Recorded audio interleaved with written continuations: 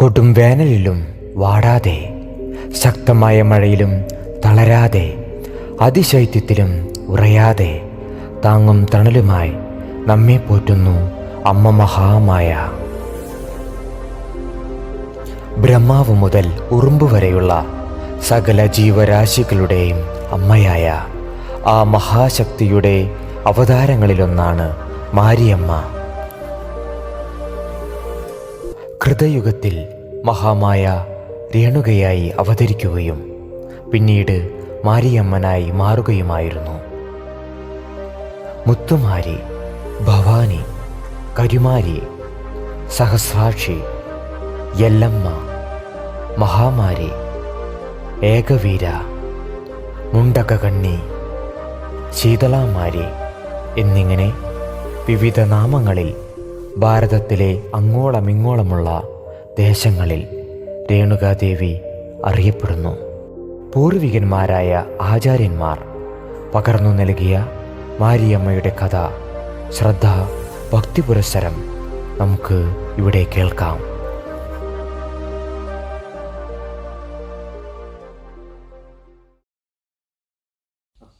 ആശ്രമത്തിൽ തിരിച്ചുവന്ന രാമൻ മരിച്ചു കിടക്കുന്ന തൻ്റെ പിതാവിനെയും നെഞ്ചിലടിച്ചു കരയുന്ന തൻ്റെ മാതാവിനെയുമാണ് കണ്ടത്. 21 തവണ നെഞ്ചിലടിച്ച് രേണുകാദേവി കരയുന്ന കാഴ്ച പുത്രനായ രാമന് അസഹനീയമായിരുന്നു. ഭൂമിയെ 21 തവണ പ്രദക്ഷിണം ചെയ്ത് ദുഷ്ടന്മാരായ ക്ഷത്രിയരെ നിഗ്രഹിക്കുമെന്ന് പരശുരാമൻ അവിടെ വെച്ച് ശപഥം ചെയ്തു. ജമദഗ്നി മഹർഷിയുടെ ജഡം ദഹിപ്പിക്കുകയും ജഡം എരിഞ്ഞു തീർന്ന ആ ചിതയിലേക്ക് ദുഃഖിതയായ രേണുകാദേവി എടുത്തു ചാടുകയും ചെയ്തു. ഇതു കണ്ട ദേവേന്ദ്രൻ മഴ പെയ്യുകയും തീ അണയ്ക്കുകയും ചെയ്തു. രേണുകയുടെ വസ്ത്രങ്ങൾ കത്തി ദ്വാരമുള്ളതായി തീരുകയും രേണുകാദേവിയുടെ മുഖമൊഴികെയുള്ള ശരീരഭാഗങ്ങളിൽ പൊള്ളലേൽക്കുകയും ചെയ്തിരുന്നു. തൊട്ടടുത്ത് നിന്നിരുന്ന ആര്യവേപ്പ് വൃക്ഷത്തിൽ നിന്നുമുള്ള ഇലകളാൽ രേണുകാദേവി ഒരു വസ്ത്രം നിർമ്മിക്കുകയും അത് ധരിക്കുകയും ചെയ്തു. തൻ്റെ മക്കളോടും അവിടെ കൂടിയിരുന്ന ആളുകളോടും യാത്ര പറഞ്ഞുകൊണ്ട് ശിവനെ തപസ്സു ചെയ്യാനായി രേണുകാദേവി അവിടെ നിന്നും പുറപ്പെട്ടു. യാത്രാമധ്യേ വിശപ്പും ദാഹവും അനുഭവപ്പെട്ട രേണുകാദേവി അടുത്തു കണ്ട ഗ്രാമത്തിൽ ചെല്ലുകയും അന്നപാനാദികൾ ആവശ്യപ്പെടുകയും ചെയ്തു. രേണുക ഒരു ദിവ്യത്വമുള്ള സ്ത്രീയാണെന്ന് മനസ്സിലാക്കിയ ആ ഗ്രാമവാസികൾ പാചകം ചെയ്ത ഭക്ഷണത്തിനു പകരമായി ഇളനീർ, പച്ചരി, ശർക്കര, റാഗി മുതലായവ നൽകി. രേണുകാദേവി ആ ഗ്രാമവാസികളിൽ നിന്നും മഞ്ഞൾ അരച്ചു വാങ്ങിക്കുകയും അത് പൊള്ളലേറ്റ ഭാഗങ്ങളിൽ പുരട്ടുകയും ചെയ്തതോടെ ആ പൊള്ളലേറ്റ പാടുകൾ അപ്രത്യക്ഷമായി. മഴ ലഭിക്കാത്തതിൽ വിഷമിച്ചിരുന്ന ആ ഗ്രാമവാസികളുടെ ദുഃഖം മനസ്സിലാക്കിയ രേണുകാദേവി മഴ പെയ്യുവാനായി അനുഗ്രഹിക്കുകയും നല്ല മഴ ലഭിക്കുകയും ചെയ്തു. ശക്തമായ മഴ ലഭിച്ചതിൽ ഗ്രാമവാസികൾ അതീവ സന്തുഷ്ടരായി.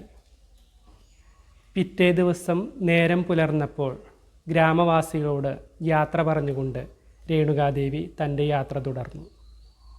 യാത്രാമധ്യേ വഴിയിൽ കണ്ട ഒരു വ്യക്തിയിൽ നിന്നും പുതിയ ഒരു വസ്ത്രം വാങ്ങി രേണുകാദേവി ധരിച്ചു. തപസ്സിനായി ഒരു ഉത്തമ സ്ഥാനം തിരഞ്ഞെടുത്ത രേണുകാദേവി പഞ്ചാഗ്നി മധ്യത്തിൽ ഒറ്റക്കാലിൽ ശിവനെ തപസ് ചെയ്യാൻ തുടങ്ങി.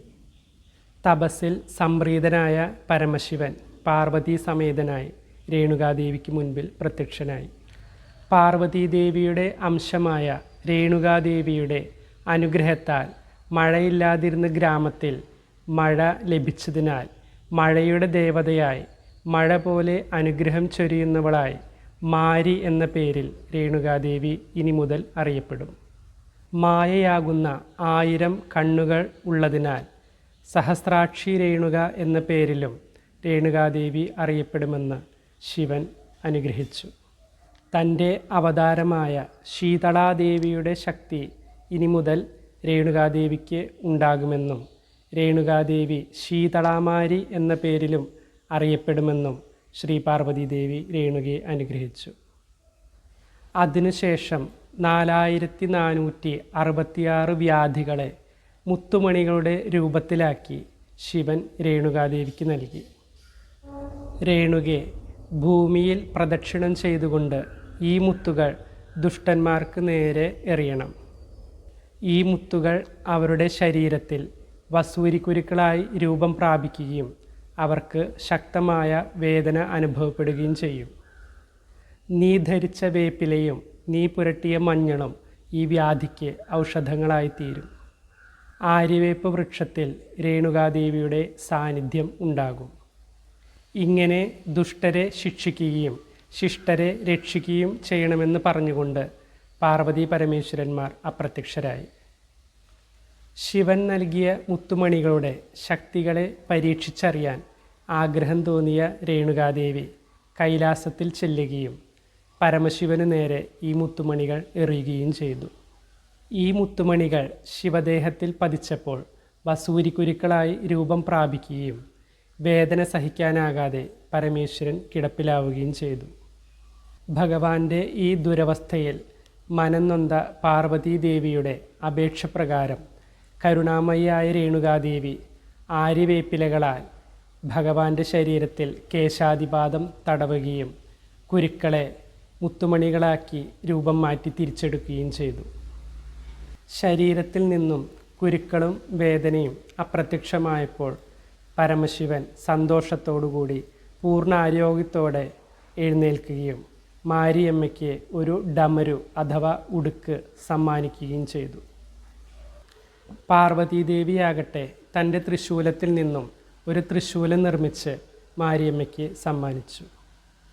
പിന്നീട് മാരിയമ്മ തൻ്റെ ശ്വാസത്തിൽ നിന്നും 9 കോടി ശക്തികളെ സൃഷ്ടിച്ചു. ദേവശില്പിയായ വിശ്വകർമാവിനാൽ ഒരു രഥം നിർമ്മിക്കുകയും ആ രഥത്തിലേറി മാരിയമ്മ 9 കോടി ശക്തികളോടുകൂടി ഭൂമിയെ പ്രദക്ഷിണം ചെയ്യാൻ പുറപ്പെട്ടു. കാശിയിൽ ചെന്ന് മണികർണികാ തീർത്ഥത്തിൽ നീരാടിയ ശേഷം വിശ്വനാഥനെയും വിശാലാക്ഷിയെയും വണങ്ങി ദേവി വീണ്ടും യാത്ര തുടർന്നു. കാലാന്തരത്തിൽ മാർക്കണ്ഡേയനെ രക്ഷിക്കുവാൻ ശിവൻ കാലനെ വധിക്കുകയും മരണങ്ങൾ ഇല്ലാതാവുകയും ചെയ്തതോടുകൂടി മാരാസുരൻ എന്ന ഒരു അസുരൻ അവതരിച്ചു. മാരാസുരൻ മാറാവ്യാധികളെ കൊണ്ട് ദേവന്മാരെയും ഋഷി സമൂഹത്തെയും മാനവരാശിയെയും ഉപദ്രവിച്ചു വന്നു. വ്യാധികളാൽ പീഡിതരായ ദേവന്മാരും ഋഷികളും കൈലാസത്തിൽ ചെന്ന് പാർവതി പരമേശ്വരന്മാരെ അഭയം പ്രാപിച്ചു.